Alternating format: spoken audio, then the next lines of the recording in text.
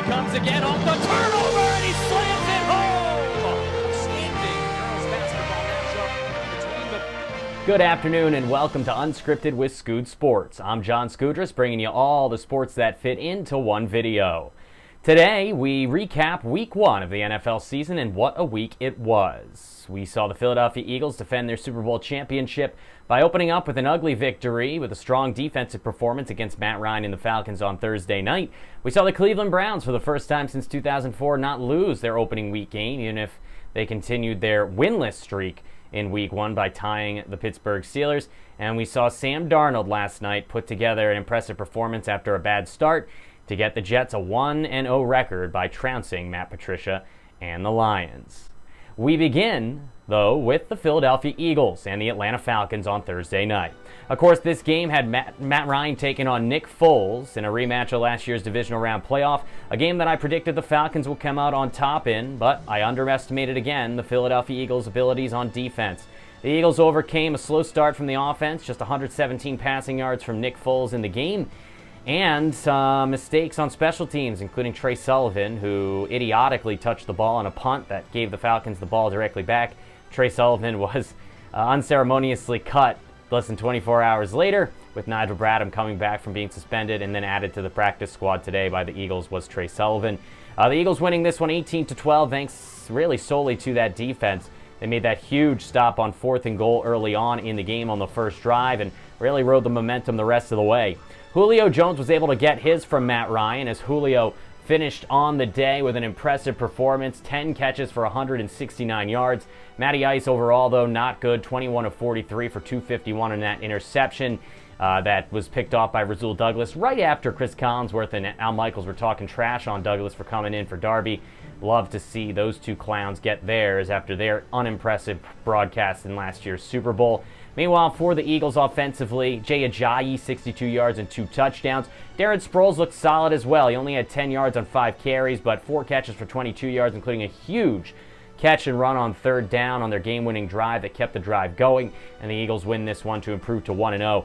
Next up, we take a look at the Tampa Bay Buccaneers and the New Orleans Saints. Everyone coming in this one, including myself, thought the Saints would win this one big. With no Jameis Winston, Ryan Fitzpatrick back under center for yet another team here in 2018, and boy, oh boy, did Fitz magic show itself in Week 1. The former Harvard alum completed 21 of 28 passes for 417 yards and 4 touchdowns. Mike Evans caught 7 for 147 yards and a score. Deshaun Jackson, jackpot, 5 catches, 146 yards and 2 touchdowns. As the Saints win it the Buccaneers win it 48-40. In this one for the Saints, Drew Brees, 37 of 45, 439 and 3 touchdowns, and you lose that game. Alvin Kamara had 2 rushing touchdowns. He also had 112 receiving yards and a touchdown through the air. He is a dynamic player, as dynamic as they come at the running back position. When you look at this one, the Saints defense, my goodness, how terrible are they? They continue to be bad no matter what they do, no matter how many pass rushers they draft, no matter how many corners they sign in the offseason, they still suck. And Marcus Williams, who finished off last year with one of the worst tackling efforts I've ever seen in the Miracle in Minneapolis, continued his horrible start, or rather middle of his first 2 years of his career for the Saints with a bad day on Sunday. Bucs win it 48-40. They take on the Eagles next week. The Saints, meanwhile, will get an opportunity to bounce back against a team that's really struggled, obviously, the Cleveland Browns, next weekend. Next up, we have the 49ers and the Vikings. What a game this was expected to be, and it turned into a pretty good matchup. The Vikings winning this one by the final of 24-16, and Jimmy Garoppolo, the man who had not lost a single start in his NFL career, can no longer hold that mantle as he goes down by throwing 3 interceptions. Not a good day for Jimmy G. 15 of 33, 261, a touchdown and 3 picks. His receivers were led by tight end George Kittle, who had 5 catches for 90 yards. Meanwhile, Kirk Cousins, in his debut as a Viking, was solid. 20 of 36 for 244 and 2 scores. Not a big running day, although they did compile 116 yards on 32 carries, did the Vikings, but didn't have anyone with more than 42 yards. On the receiving end, Adam Thielen had over 100 yards, and Stephon Diggs had 3 catches for 43 yards and a touchdown. The Vikings sealed this one with a late interception. What else is new? Their defense was number 1 in the league last year and looked unstoppable until the postseason when Nick Foles took them to task and took care of business in the conference championship. I like the Vikings this year. I didn't pick them to make the playoffs, but a couple of my picks are already looking less than fruitful early on here in 2018, but it's only 1 week. The 49ers will be back at it next week against the Detroit Lions, while the Minnesota Vikings will get an opportunity to take on their division rivals, the Green Bay Packers. We move from Minneapolis to Indianapolis as the Colts welcomed Andrew Luck back for the first time in over a year, as the former Stanford Cardinal and #1 overall draft pick looked pretty solid in his debut in 2018, completing 39 of 53 passes for 319 yards, 2 touchdowns, and a score, but it was not enough to get a victory against the Cincinnati Bengals, as the team from Western Ohio came away with a victory, unlike the team from Eastern Ohio in Week 1, 34-23. This game was in doubt going late into the fourth quarter, 27-23 Bengals on top with a couple of minutes left when a fumble was forced by the Bengals and brought all the way back. What a play by Clayton Fidelum, the backup safety for the Cincinnati Bengals, who took this one to the house after forcing the fumble and then scored on a fumble return for a touchdown. That sealed it at 34-23 the final. Andy Dalton in this one, 21 of 28, 243 yards, 2 touchdowns, and 1 interception. Joe Mixon had one of the best days of his young career with 95 yards and a score as well, as A.J. Green also had a touchdown through the air. The Bengals open up at 1-0, a good start for Cincinnati. Next up, the Buffalo Bills, who took on the Baltimore Ravens from Maryland. And, well, it's almost as if the Bills didn't show up. The final score was 47-3 Baltimore, and really from the very start, this one was over, much like the career of Nathan Peterman should be, though I'm already hearing that Peterman may start in Week 2, as the team is just not yet ready to put raw rookie Josh Allen under center full-time. Peterman in this one, who may be best known for starting his career with 5 interceptions in 1/2 against the LA Chargers last year, didn't look much better after an offseason of training. The second-year quarterback went 5 of 18 for 24 yards and 2 interceptions in the loss. He was replaced by Allen, who didn't fare much better, 6 of 15 for 74 yards. The offense for Buffalo, just an absolute albatross. Meanwhile, for Baltimore, Joe Flacco, who has a new stable of wide receivers with John Brown, Michael Crabtree, and Willie Snead being the most notable trio. All 3 caught touchdowns as Flacco went 25 of 34 for 236 with 3 scores. Kenneth Dixon, Javorius Allen, and Alex Collins all rushed for touchdowns in the 47-3 drubbing of Buffalo. I think it's safe to say the Bills may be one of, if not the worst team in football this year.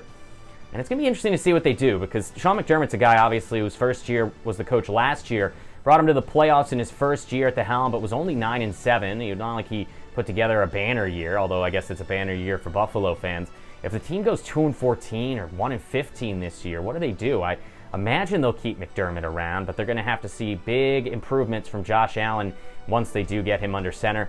I'm not sure what the weight is at this point. There's no point in putting Peterman out there. He's proven that he's one of the worst quarterbacks anyone's ever seen in the NFL. And so the Bills would be smart to go to Josh Allen for the duration. Meanwhile, it's hard to really judge how good Baltimore is going to be based on this game because Buffalo's terrible, but I think you may see the Ravens back in the postseason in 2018.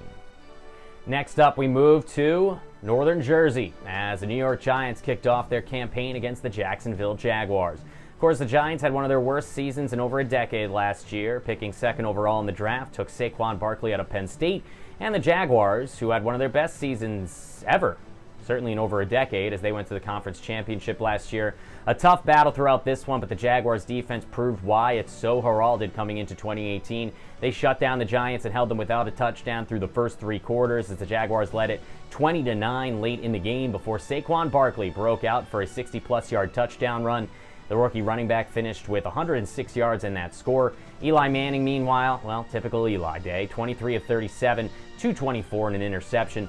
For the Jaguars, Blake Bortles managed the game. That's about all he can do. 18 of 33 for 176 with a touchdown and a pick.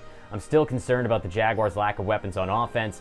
Leonard Fournette rushed for just 9 carries and 41 yards before he was lost with an injury. Not expected to be long-term, but if there's no Fournette at 100% here early on, I'm not sure how the Jaguars can hold on to some of these games once they play tougher opponents, and that begins this week at home as their home opener sees them against the Patriots in a rematch of the conference championship from last year. So the Giants losing their opener, but in the end, I think the Jaguars may have lost the war if Fournette misses this upcoming game against the New England Patriots. We move to Eastern Ohio, where the Cleveland Browns and the Pittsburgh Steelers battled to a 21-21 tie. Well, ties are a lot like kissing your sister. We always said it in the NHL, and we certainly say it in the NFL as well. I mean, when you look at this game, the Browns trailed by 14 in the fourth quarter. They made a valiant effort to come back. Tyrod Taylor didn't look great passing the ball, just 15 of 40, a touchdown and a pick. He also rushed for 77 yards and a touchdown. Meanwhile, Big Ben Roethlisberger threw 3 interceptions in this game, including a critical one late that almost cost the Steelers in regulation. The most notable aspect of this game, outside of the fact that Cleveland didn't lose on opening weekend for the first time since 2004 when I was a junior in high school, is probably the emergence of James Conner. The former Pittsburgh Panther running back, taking his talents to the NFL level, a cancer survivor, and really an inspiration for all.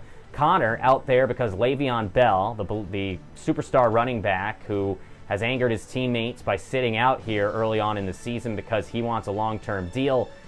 He's right now under the franchise tag, so he's making, $15 million guaranteed? Not enough for Le'Veon, I guess. No wonder people hate him, and nobody wants to trade for him. But you look at James Conner, 135 yards, 2 touchdowns in this game. What a performance from Conner. He also had 57 yards receiving as Pittsburgh ties Cleveland 21-21. And I think Cleveland has to feel like they almost won this game. Pittsburgh is a team that's dominated Cleveland over the years, and the Browns would much rather have a tie than a loss. Something that's really all they've seen for the last 2 years.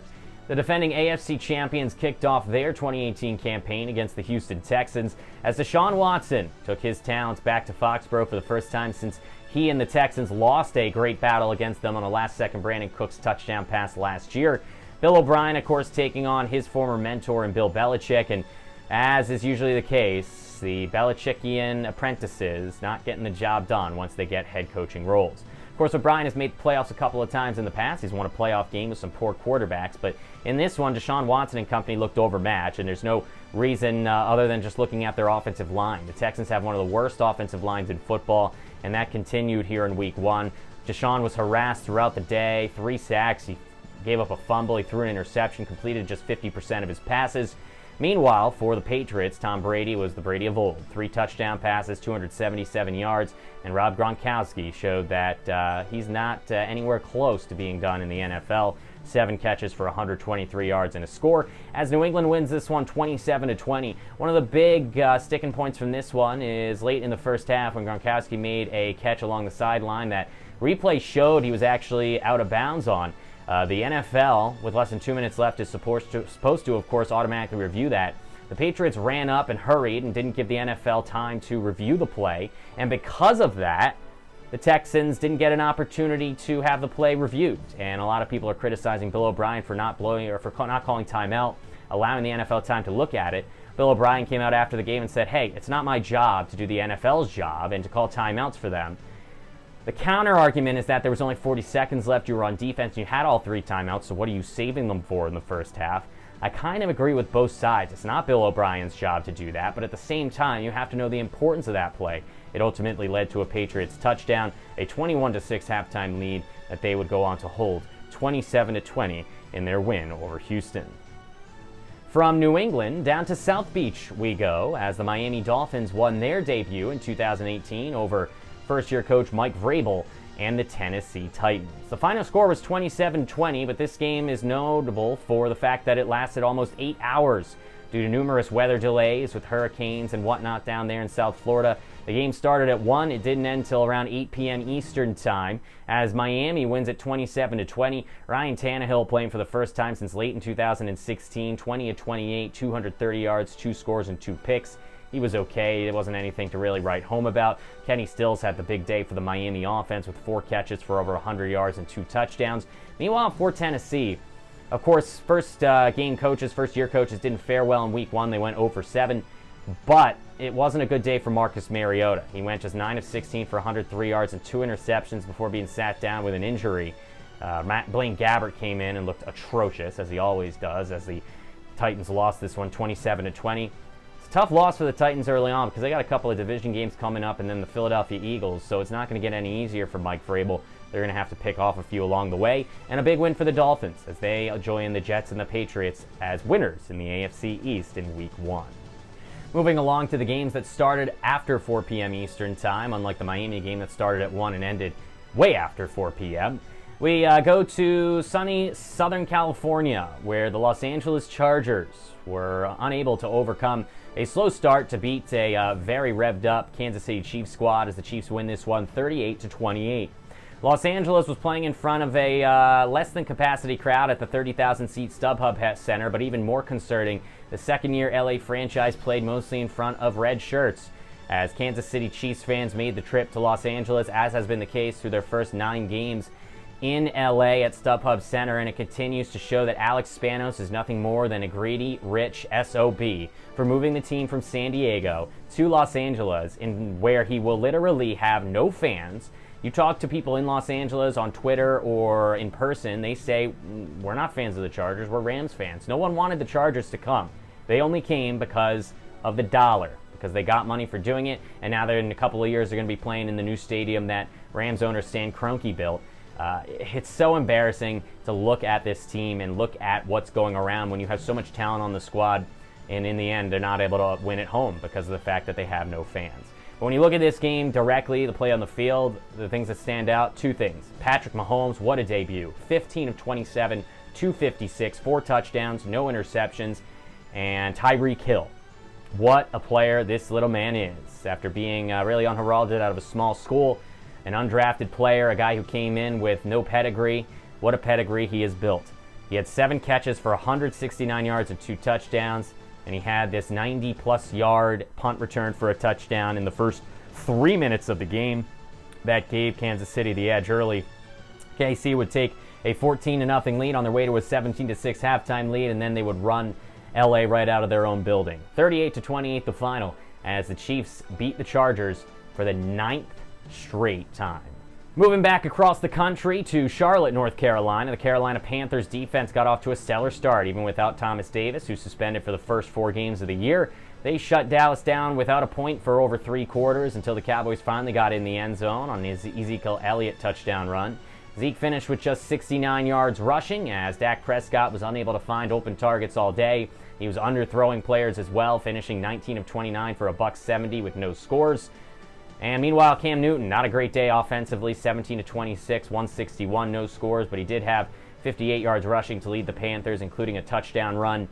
For Carolina, you have to like what you saw out of your defense. You didn't really love what you saw out of the offense, especially the receiving core, as their new pickups of Jarius Wright and Torrey Smith combined for just 4 catches. Meanwhile, you have to be even more concerned with the Dallas receiving core, as Cole Beasley was the only one who did anything, 7 catches for 73 yards. No one else had more than 3 catches. That was little-known Deontay Thompson. Dallas may be in trouble because they got the Giants coming up in prime time this week. If they fall to 0-2 with 2 NFC losses, things may start getting a little hot under the seat of longtime coach Jason Garrett. Back to the West Coast, or at least the western half of the country, as the Arizona Cardinals, a new quarterback and coaching duo, Sam Bradford and Steve Wilks, hosted new quarterback Alex Smith for the Washington Redskins, and it was the veteran former number 1 overall pick back in 2005 that overcame the former number 1 overall pick veteran from 2010, as Smith and the Redskins shut down Arizona all day long for a 24-6 victory. What a debut for Smith as the Redskins quarterback, as the veteran went 21 of 30 for 255 and 2 scores, also rushed for 14 yards on 8 carries. Adrian Peterson, who of course played for the Cardinals for most of 2017, got back at his former team, 96 yards and a touchdown. He also led the team in receiving yards with 70 on 2 catches, as Sam Bradford and company just were unable to do anything all day long. Bradford finished 20 of 34 for 153 yards and 1 interception. And you have to begin to wonder whether or not they will start going to Josh Rosen here as we creep through September. Rosen, of course, was a top 10 pick for Arizona in the draft. They traded up to get him, and they have to think that this is a guy who people said was the most pro-ready quarterback, so why not consider going to him if Sam can't put up points for Arizona. One thing to keep a note for the Cardinals, just 9 carries, 37 yards, and a score for David Johnson. When they fell behind, they abandoned the running game, which is something you cannot do, A, if your best player is a running back, and B, if your quarterback is Sammy Sleeves. The final game of the Sunday afternoon affairs was between the Seattle Seahawks and the Denver Broncos, 2 teams that most people are down on coming into 2018. Of course, Seattle lost most of their talent that got them to 2 Super Bowls in the last 5 years, and of course has one of the most beleaguered offensive lines in football. Meanwhile, Denver was really poor last year with their revolving door at quarterback. They brought in Kirk Cousins in the offseason, but a lot of people are still skeptical of whether or not Cousins is for real after his potentially one-hit wonder campaign a year ago. In this one, it was the Denver passing game and the pass rush that got the job done. So we saw a little of both in a 27-24 Broncos victory at home. For the Broncos, Case Keenum, 25-39, 329, and 3 touchdowns, which is good. You also saw the bad of Case Keenum as he threw 3 interceptions. The difference, though, was the Denver pass rush. Von Miller had a forced fumble, a fumble recovery, and 3 sacks, part of a 6.5 sack performance from the Denver defense against a terrible Seattle offensive line. As the Broncos go on to win this one at home in a nail-biter. Things aren't going to get any easier, meanwhile, for Seattle, who saw Russell Wilson throw 3 touchdowns but also 2 interceptions. They had no running game despite drafting Rashad Penny in the first round this past draft. He had just 8 yards on 7 carries. Good stuff from the former San Diego State running back who had over 2,000 yards last year. And as I said, it's not going to get any easier because who do they play this week? The Chicago Bears and Khalil Mack. Good luck to Russell Wilson. Speaking of Khalil Mack, let's take a look at the Bears and the Packers. An exciting Sunday night football game, really. NBC couldn't ask for more. A far cry from their Thursday night game that was really boring through much of the affair between the Eagles and Falcons. In this one, Chicago jumped out to a big start. A 17-0 lead at halftime, thanks in large part to a very innovative offense where they were utilizing both Tariq Cohen and Jordan Howard. But the big concern here for the Bears, of course, was the second half. After Aaron Rodgers got hurt in the first half and was carted off the field in what looked like the biggest nightmare for the Green Bay Packers in years, or at least since last year when he broke his collarbone against the Vikings, well, A-Rod came back. Everyone said, why are they bringing him back? They're down 20-0. They have no hope. Guess what? With Aaron Rodgers, you always have hope. No matter how many painkillers the guy was hopped up on, he still got the job done, leading the Packers to 3 late touchdown passes on 286 yards and 20 of 30 day, as the Packers overcame Khalil Mack, who had a couple of sacks in the first half, and shut him down in the second half with quick passes and solid pass blocking, as they won this one 24-23. For Green Bay, a big win, but the bigger concern is that leg for Aaron Rodgers. It seems like it, might nag him for a couple of weeks, but it's not as bad as initially thought. Meanwhile, for the Chicago Bears, what a tough loss. You go into this one, you don't know whether you're to be happy that you gave the Packers a ride or to be absolutely angry because you will again let them get away. When it comes to all-time losses against the Packers, this one may be right up there, going back to 2013 when they blew it in the final minute with a playoff berth and a division title on the line on a long touchdown to Randall Cobb. Well, guess what? Aaron Rodgers hit Randall Cobb again to beat the Bears in Week 1. So the Packers win it 24-23. They will take on the Vikings next week, while the Bears will take on the aforementioned Seahawks. On Monday night, we had a duo of games that ended up being one-sided, both in favor of the road teams. You often see Week 1, the home teams take advantage of that home field advantage, not the case from Detroit or in Oakland. We begin with Detroit, where Sam Darnold got off to as about a bad a start as you can, if your name's not Nate Peterman, in the NFL, as he threw a pick 6 on his first ever NFL pass. A really poor decision thrown across his body.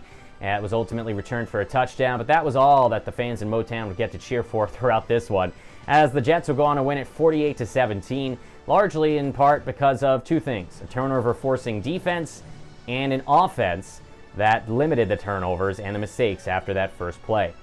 Isaiah Crowell, who came over from the Cleveland Browns, had 10 carries for 102 yards and 2 scores, including a 62-yard rush. Meanwhile, Darnold, in his debut, finished 16 of 21 for 198 with 2 scores and that pick. On the other side of things, an awful day for Matt Stafford. I'm really glad I started him on my fantasy team, as the former number 1 overall pick out of Georgia went just 27 of 46 for 286. He did have 1 touchdown, but 4 interceptions. They didn't run the ball at all. LeGarrette Blount, their big free agent pickup, had negative 3 yards on 4 carries. And for Matt Patricia, this was as bad as it gets when you talk about starting your career as a head coach. You go from giving up 41 points in the Super Bowl in the last game you coached to giving up 48 points to New York Jets at home in Week 1 on Monday night. Things aren't looking good for Matt Patricia, much as they never really do for the assistants of Bill Belichick who become coaches, as the Jets win this one going away 48-17. And finally, we wrap up Week 1 from Oakland, as the late game on Monday night saw the LA Rams, really many people calling another dream team after they brought over so much talent in the offseason, coming away with a big victory, 33-13. It wasn't all lollipops and gumdrops for the Rams in this one, as they struggled early on in this game. Jared Goff got off to a slow start, starting 4 of 10 offensively through the air, but he rebounded to finish 18 of 33 for 233 and 2 scores. Did not turn the ball over, as the Rams, who were behind 13-10 against the Raiders going into halftime, reel off 23 unanswered to win this one going away. They got a pick 6 from Marcus Peters, the head case cornerback who they brought over in the offseason from the Kansas City Chiefs. They got over 100 yards on 20 carries from Todd Gurley, who also caught a touchdown pass, and they got 5 catches for 87 yards from former Patriot and big offseason pickup Brandon Cooks. So for the Rams to come out on top of this one despite a slow start is a good victory for Sean McVay, as the Raiders and John Gruden, who of course raised the ire of many fans not only by announcing they're moving to Vegas in 2 years, but also then trading away their best player for draft picks that Oakland will never get to see, did not get off to a good start, as Derek Carr, 29 of 40, just 303 yards and 3 costly interceptions. That'll wrap things up from here. Our Week 1 recap on Unscripted with SkoodSports. Next time you see me, we'll be previewing Week 2 and giving you our Week 2 picks. Until then, good night, good luck, and good football. We'll see you next time right here on SkoodSports. Comes again off the turn.